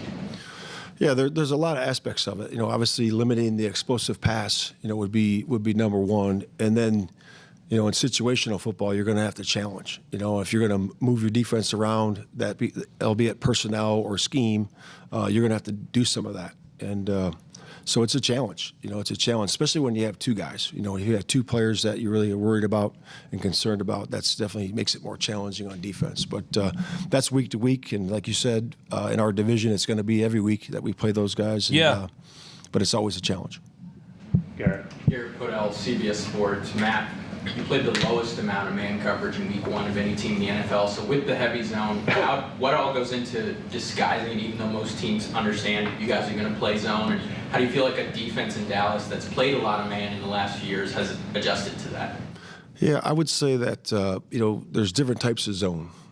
So there's zone where you're vision zone, and there's also match where you match up. And those to me are different because you do have a body on a body. And we have variations of that from a shell, variations of that from single high. So we're going to mix our coverages like we always do and mix our disguises. And how do you feel like Do you feel like zone helps maybe mask when there's injuries like you're dealing with now? Do you feel like it's easier to defend pass coverage when you're more in zone? I do, but you also have to cover them at some point. You know, in situational ball, you got to cover them. It's like quarterback has to throw from the pocket at some point, and DB's got to cover. You know, so it's a mix and match.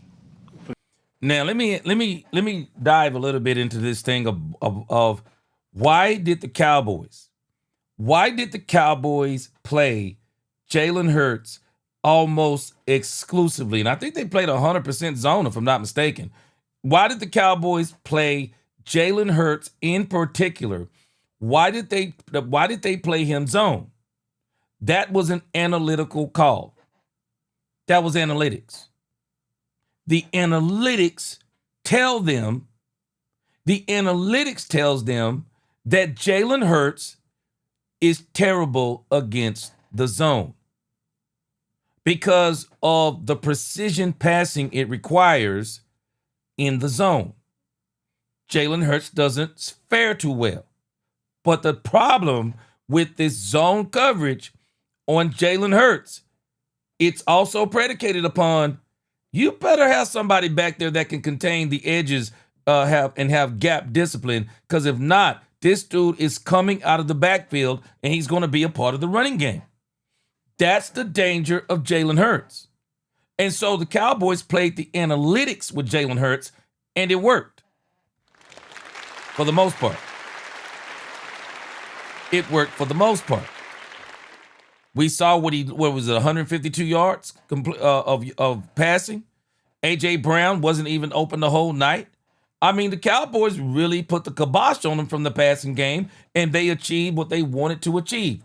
But where they failed was, I said it before the game, you have to make Jalen Hurts throw the ball 30-plus times. Take away the run lanes. Keep him back there in the pocket. Make him beat you from the pocket, because if you can make him beat you from the pocket, then everything works. If you can keep him in the pocket, then you got the zone back there, then everything works great.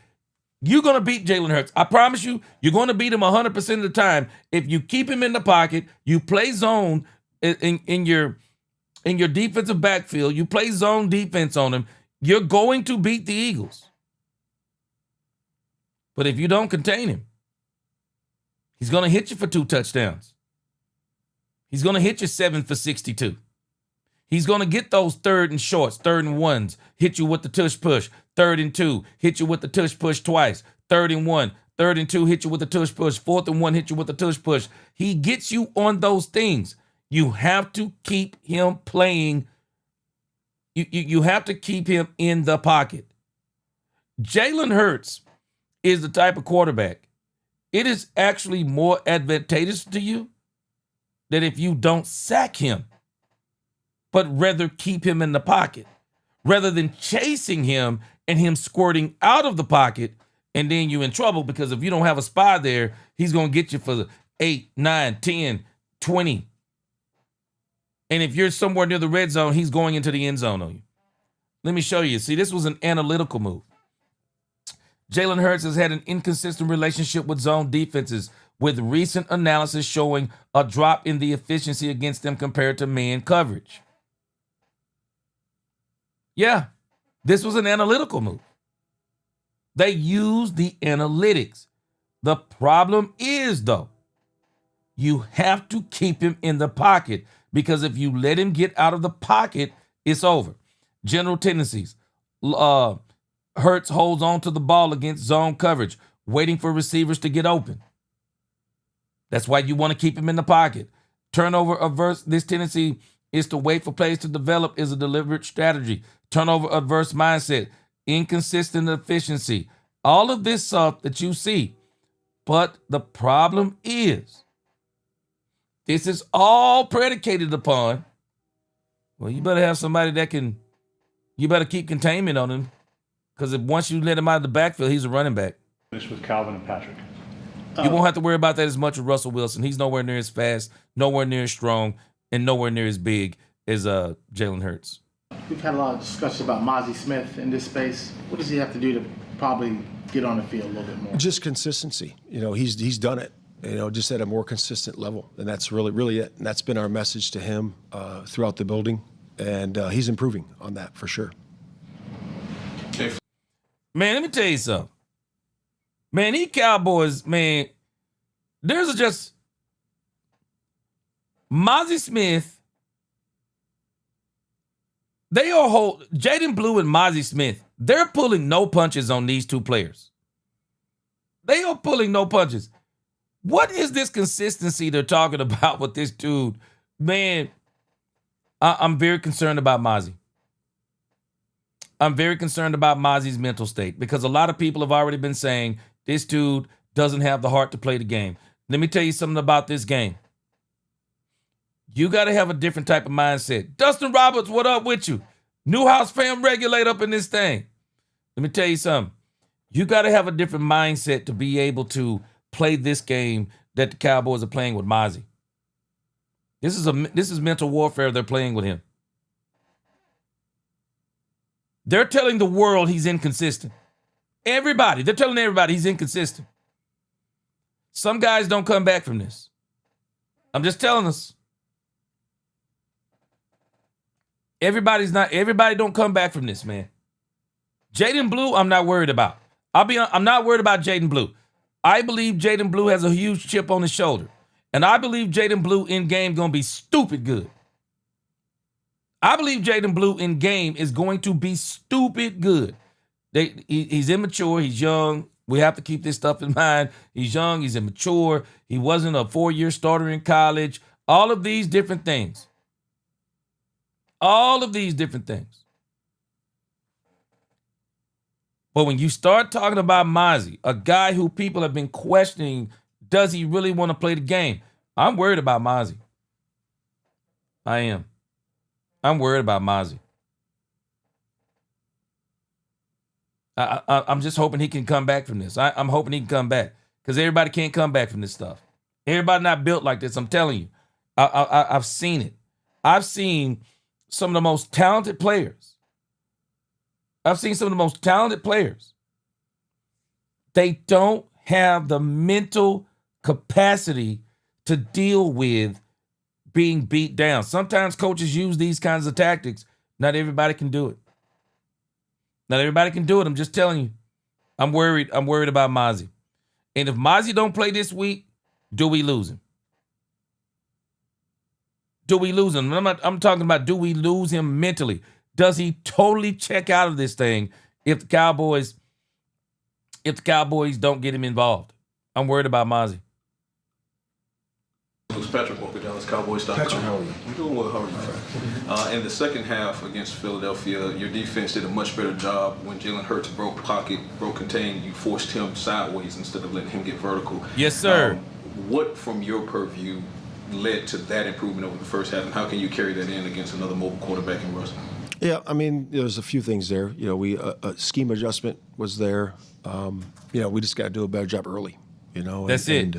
I think we had the right stuff on. We just got to be able to execute and then coach it better, early on. So we have to do a better job as a group, coaches and players.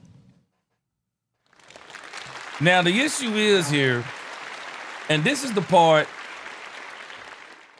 and no disrespect to Nick Sorensen, man. I hadn't listened to any of the special team stuff because our special teams, because of Cavante Turpin, we're not going to hardly get any.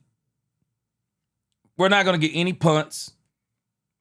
The return game, it is what it is, and we got Brandon Aubrey as our kicker, so that's one of the reasons why I haven't listened to Nick Sorensen. Maybe we'll do that more in the future, depending upon how things develop.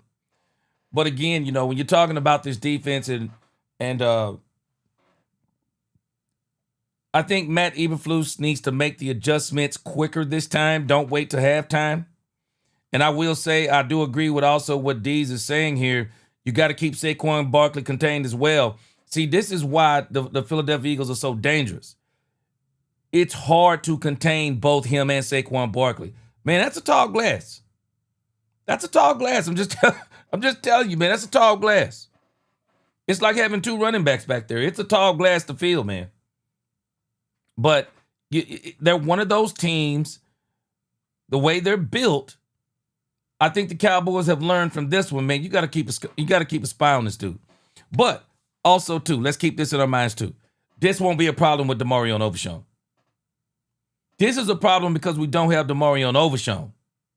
With Demarion Overshown, it's not a problem. Because on the linebacker position, Demarion Overshown's pursuit is so fast that a dude like Jalen Hurts, he don't get away from Demo. He don't get away from Agent Zero. But as we are currently constructed, we're going to have to get this thing figured out. And I think the way we're going to have to figure it out, I think the answer is Maurice Leofau. I think that is the answer. He has to be the one that is going to be able to help us with the quarterback containment. And so I'm good. I'm good at where they are right now. They just gotta. My man Danglia, right hand man up in here. What's going on? We just gotta make sure we get this right until Demo get back. Dominique Pittman, he said trade Mozzie, give him a chance somewhere else. I agree, Dominique. I just think at this point where we are, with Mozzie, I just wonder if we're beyond the point of helping him in Dallas. I mean, come on, man. It's this dude. I mean, this is his third coach.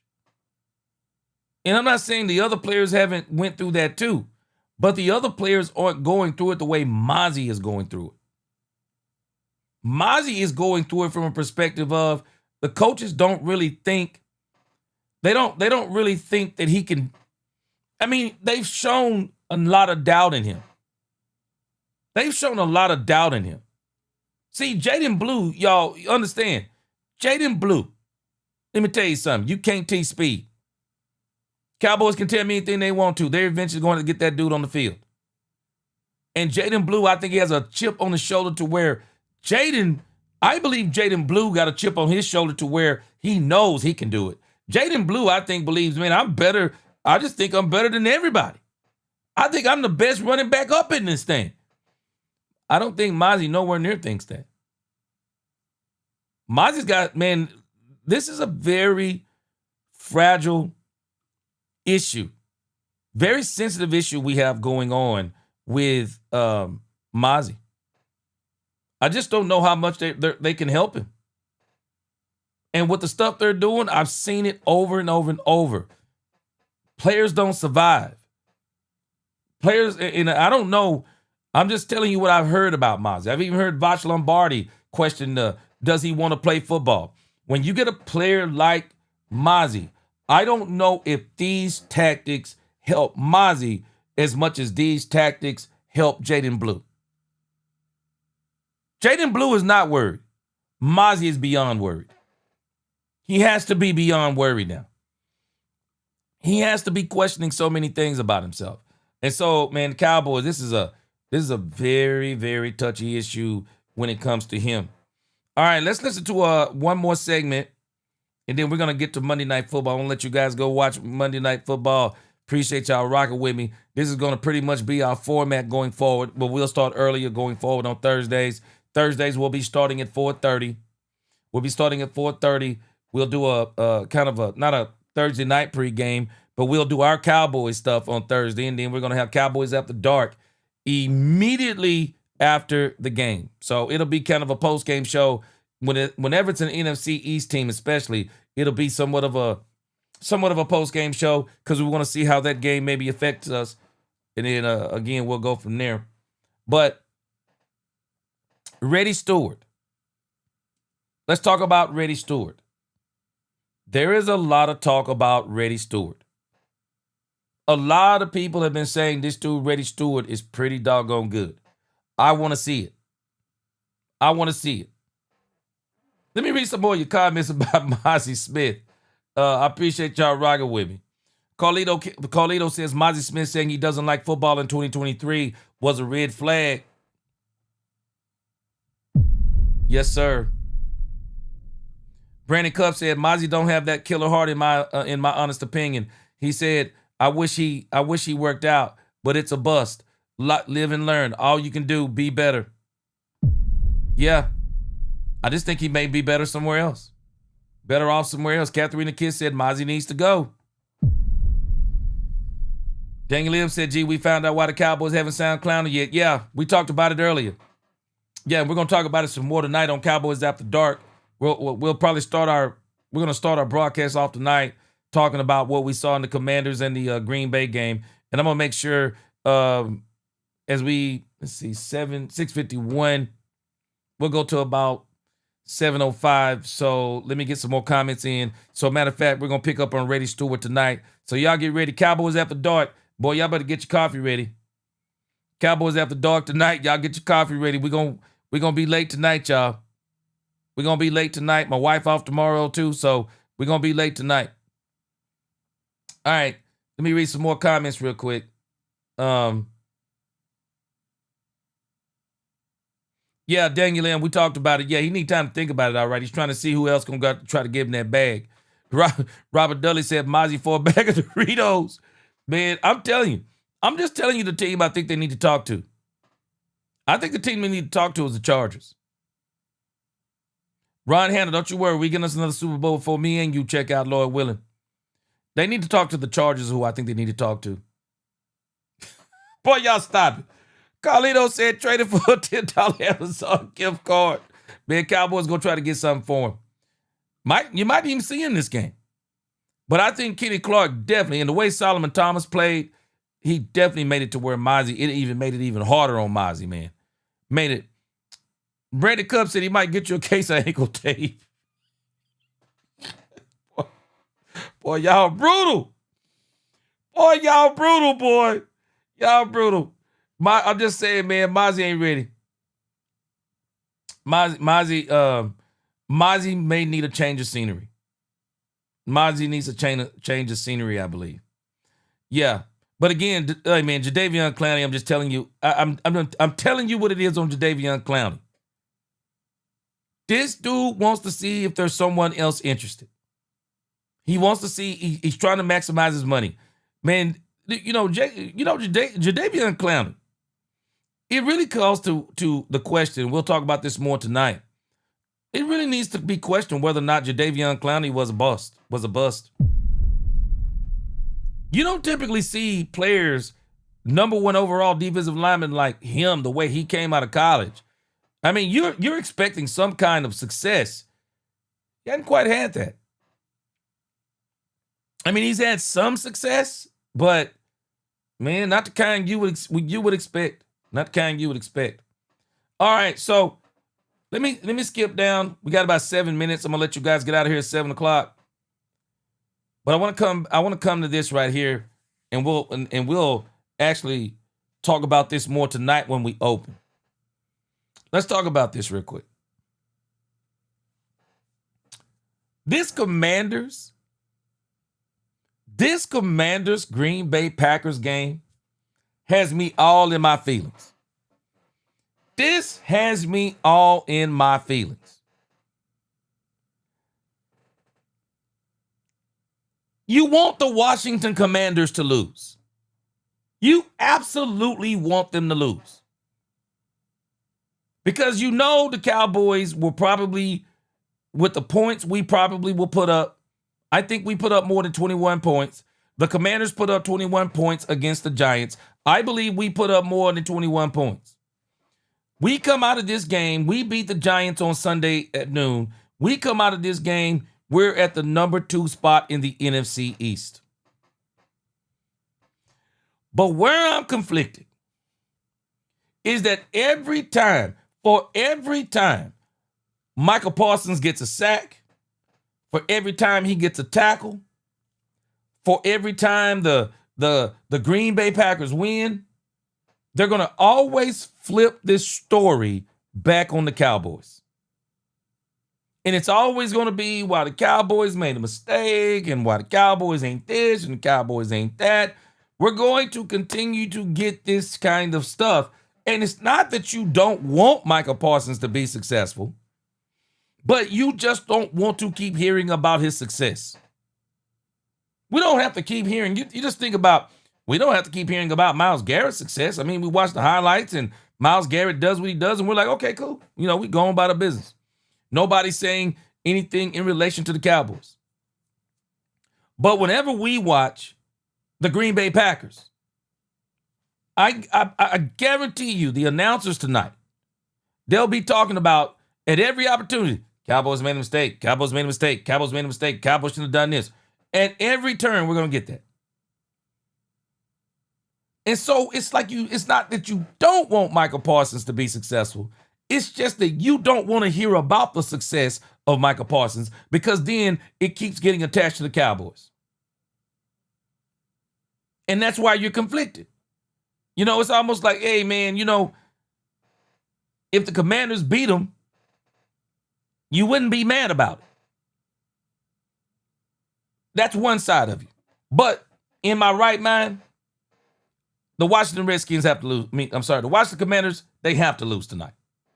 They have to lose tonight.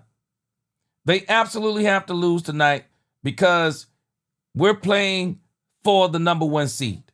We're not playing for pride. So we're going to have to let it go, Michael Parsons, and we're just going to have to grit our teeth, and we're just going to have to bear the burden of Michael Parsons because not only are they going to talk about Michael Parsons, I'm sure that if they ask Michael Parsons something about the Cowboys, he'll be quick to say something about the Cowboys. All right. Anthony Beck, he said, trade Mozzie for a box of cookies. Appreciate that super chat. Boy, y'all brutal. Best chat on YouTube. Y'all brutal on Mozzie. Yeah, it's time for Mozzie. It's time for Mozzie. I think a change of scenery would be great for him. I don't think he can handle this abuse the Cowboys are throwing out to him. Robert Dudley. Carlito. You know doggone well this dude ain't taking no... But Carlito said that Michael have his prenatal epidural shot this week. I'm not believing nothing they're saying about this. Nothing. I don't care what they say. I'm not believing nothing about it. Nothing. Nope. But again, I got to get back in my right mind, Poopy D. I got to get back in my right mind. I want the Green Bay Packers to beat the Commanders. They got to beat them. I just don't want to hear about the game, even though I'm going to watch the game. If Michael Parsons comes out and dominate the game, let me tell y'all something. If Michael Parsons dominates this game and then the Cowboys were to lose the game, and especially with the big Robowski talking about Russell Wilson being 32 or 40, 380 yards or whatever he said and 4 touchdowns, man, boy, we'll never hear the end of it. Boy, we'll never hear the end of it. So, yep, Ron Hatter said, gee, I had the same feelings. Man, you can't help it, Ron. Ron, you can't help it, man. Jawan 100, you can't help it. He laughing too. You can't help it. I'm sorry, man. You can't. You can't help it, man. You can't help it. Deez, appreciate that super chat. He said trade Mozzie for an extra large Pfizer for Shotty. Boy, y'all brutal on this man. Uh-oh. Y'all calling scores. Y'all call scores before I get out of here. Let me read about 10 scores. Y'all give me some scores. Call Alder, 24-13 Redskins. Kevin Edwards, Micah's a beast in the NFC East. Yeah, we're going to see. Y'all give me some scores. I see 24-13 Redskins.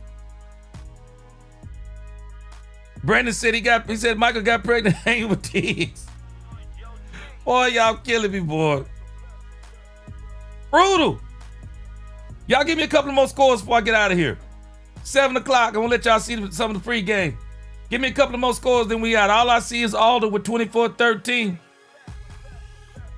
Man, let me tell you something. Dan Quinn has done really well against Matt LaFleur. Quinn Scott, I'm thinking something more like this too. Boy, I hate to say it, but I think it's going to be Green Bay something like 34-17. Now, I'll tell you this. Michael Parsons going to have his hand full with Jaden Daniels. That boy Jaden Daniels can scat. He's going to scat. Robert Dudley, he said 31-21 Green Bay wins. I think so too. Derek G, 30-24 Pat. Me too. I think they're going to win, but I think it's going to be somewhere more like, but man, let me tell you, Jaden Daniels is an X factor. This dude can scoop, man. He can scat, for real. This dude can scat. Anthony Beck, 28-24 Green Bay. I think everybody's going Pack. 31-21 Pack. Booby D said it's not in his nature. He said his nature won't let him go for the Washington Commanders. I feel you. I'm with you on that too. Yeah, they got to get beat tonight. Colito Cash. He said 28-21 Commanders. We about to see. Kevin Edwards, 30-16. I'm pretty sure that's the Pack. Mose Logan, 23-20 Pack. Ron Hanna, 27-14. I'm sure that's the Pack. Cowboys Nation, 34-17. Packers. Jawan 100, 31-20. I'm sure that's Packers. D's, 28-24. Packers. Booby D, 31-21. Packers. Everybody going for the Packers. 31-21.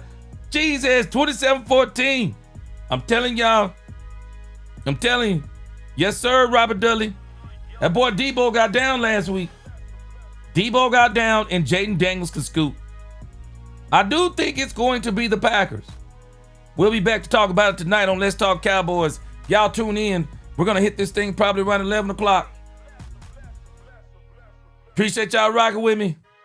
Until the next time, DC4L, God bless. Prayers up for everybody who asked for prayers. We got those prayers up. Until the next time, Let's Talk Cowboys, where we talk facts. Katie Boy, 31-27 Pack. Peace.